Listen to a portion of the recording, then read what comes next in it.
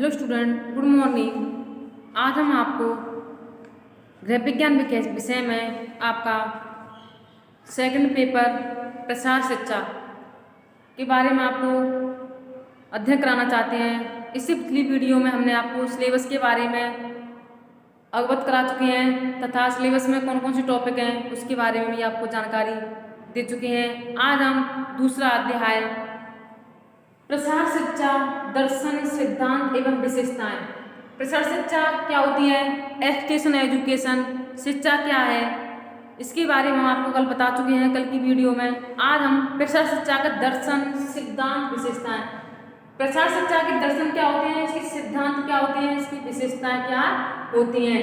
प्रसार शिक्षा में दर्शन का सिद्धांत विशेषताओं का क्या महत्व है, इनको प्रसार शिक्षा में क्यों रखा गया है, इनकी क्या क्या भूमिका होती है, इनके बारे में आप विस्तृत रूप से अध्ययन कराएंगे।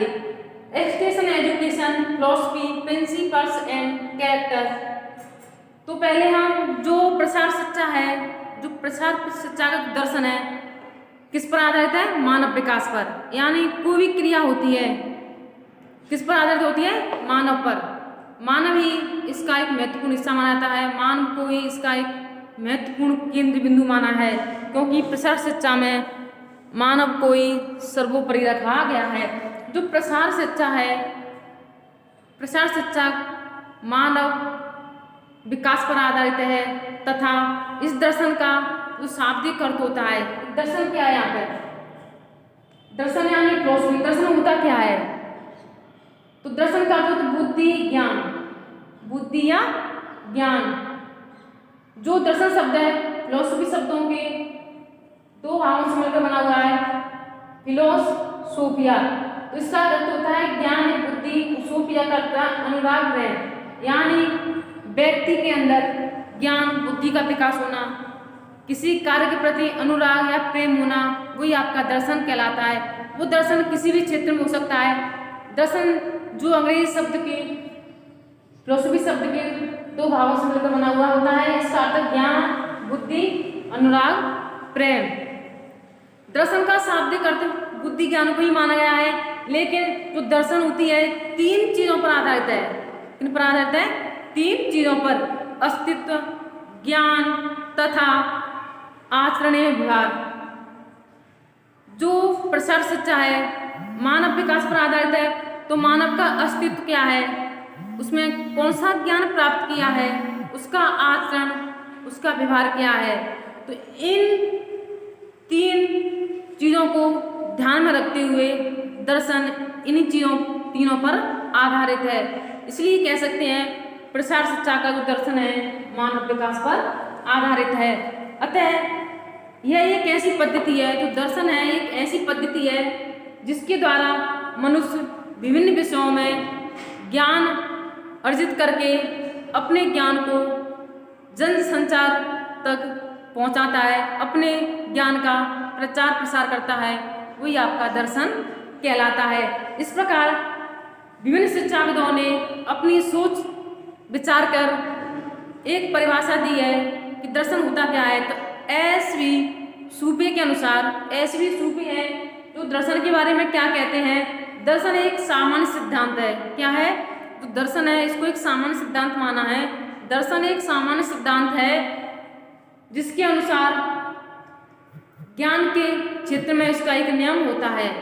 इस सिद्धांत को मानते हुए ज्ञान के क्षेत्र को बढ़ावा दिया है, ताकि मानव जीवन का जो रहन सहन का स्तर है ऊंचा उठ सके। यही दर्शन का अर्थ होता है। अब हम पढ़ेंगे सिद्धांत के बारे में। सिद्धांत क्या होते हैं। प्रसार शिक्षा क्षेत्र में जो प्रसार शिक्षा है, इसका मुख्य सिद्धांत होता है मनुष्य अपनी आवश्यकताओं को पहचाने। मनुष्य की कौन कौन सी आवश्यकताएं होती हैं, इन आवश्यकताओं को ध्यान में रखकर प्रसार शिक्षा पर जोर दिया गया है। जो प्रसार शिक्षा है सतत रूप से अनवरत चलने वाली एक लचीली एवं गत्यात्मक प्रक्रिया है, जिसे किसी भी दिशा में मोड़ सकते हैं तथा किसी भी परिस्थिति में इसको लचीला बना सकते हैं। जो प्रसार शिक्षा है अपनी आवश्यकताओं की, जो अपनी आवश्यकता होती है उनको पहचानने में मदद करता है। प्रसार शिक्षा में करके सीखने पर अधिक जोर दिया जाता है। जो प्रसार शिक्षा है करके सीखने पर अधिक जोर देते हैं तथा कोई भी व्यक्ति किसी कार्य को करे तो करके सीखे या अपने हाथों के द्वारा लर्निंग बाय डूइंग अधिगम के सिद्धांतों पर भी आधारित माना गया है। प्रसार शिक्षा लोगों के अंदर सहयोग तथा सद्भावना की भावना को भी विकसित करता है। जैसे कि प्रसार शिक्षा होती है लोगों में सहयोग की भावना, सद्भाव, त्याग, प्रेम की भावना का विकास भी प्रसार शिक्षा के माध्यम से होता है। तो यही इसका सिद्धांत है। इस सिद्धांत में मानव के मनुष्य के मनोवृत्ति में परिवर्तन होता है, इसके व्यवहार में भी परिवर्तन होता है और कार्य संपादन शैली में भी परिवर्तन होता है। कहने का तात्पर्य है जब व्यक्ति प्रसार शिक्षा के सिद्धांतों को अपनाता है तो उसे उसकी मनोवृत्ति है, उसकी इच्छा है, उसमें भी परिवर्तन होता है। वह उसकी जो सोच है उच्च स्तर की होने लगती है, वही उसकी मनोवृत्ति होती है। तो मनोवृत्ति में परिवर्तन, व्यवहार में परिवर्तन, जैसे जैसे वह उसके अंदर ज्ञान का प्रसार होता है, उसकी बुद्धि का विकास होता है, उसे अपने कार्य के प्रति, अपनी क्रियाओं के प्रति ज्ञान का अनुभव होता है, अनुराग प्रेम होता है, तो उसके व्यवहार में भी परिवर्तन होता है। वो व्यवहार उसके लिए एक सकारात्मक ही होता है जो अच्छे कार्यों को सोचने के लिए प्रेरित करता है। कार्य संपादन शैली में परिवर्तन, जो भी कार्य करता है उसकी जो शैली होती है, किस कार्य को किस तरह से करना है, उसकी शैली में भी काफी परिवर्तन आता है। तो प्रसार शिक्षा में इन तीनों को ध्यान में रखते हुए सिद्धांतों का वर्णन किया गया है। जो प्रसार शिक्षा का दर्शन है यथार्थवादी पर आधारित है, आदर्शवाद पर आधारित है, यानी आदर्श नियमों का पालन करना चाहिए, आदर्श बातों का ध्यान रखना चाहिए, सभी के साथ सेवा का भाव रखते हुए हमें सभी का भला करना चाहिए।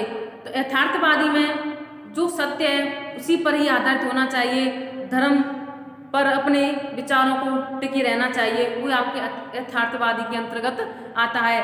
प्रसार शिक्षा में परिवर्तन होता है वो गत्यात्मक एवं लचीला होता है, इसलिए जो प्रसार शिक्षा है सतत रूप से चलने वाली अनवरत प्रक्रिया है।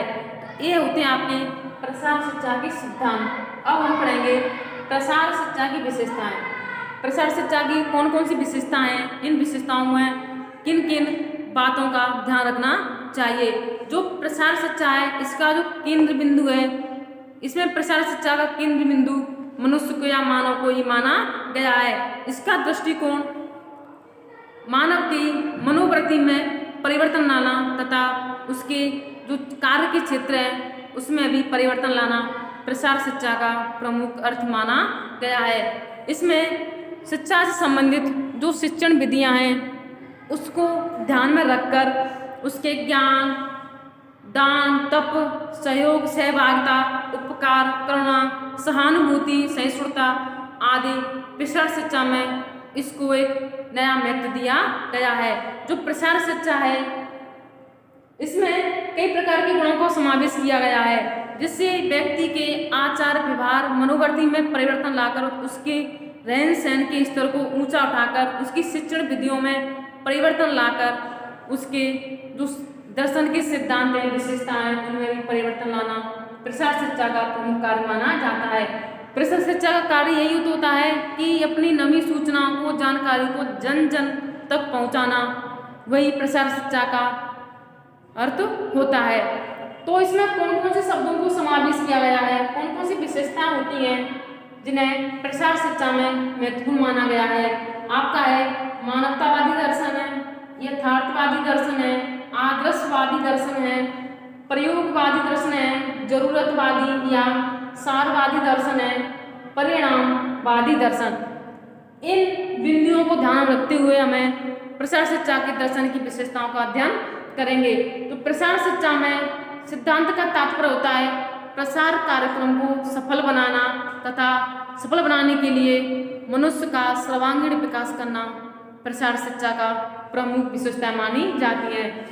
कुछ सिद्धांतों का ये वाक्य जो निर्णयों द्वारा निर्देशित करने तथा सही तरीके से फैसला लेना ही प्रसार शिक्षा की विशेषताएं मानी चाहती हैं।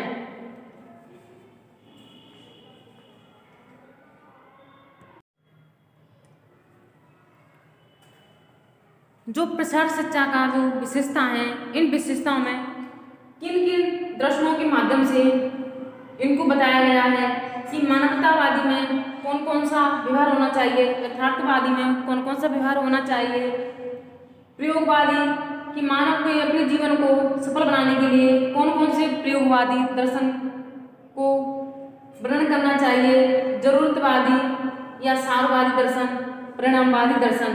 तो इनको प्रसार के माध्यम से ही बताना चाहते हैं कि इनके द्वारा ही व्यवहार में परिवर्तन होता है, जिससे जो शिक्षा की कार्यशैली है उसमें भी काफ़ी परिवर्तन होता है। स्थानीय संस्कृति एवं रीति रिवाजों को प्रसार शिक्षा में प्राथमिकता दी जाती है।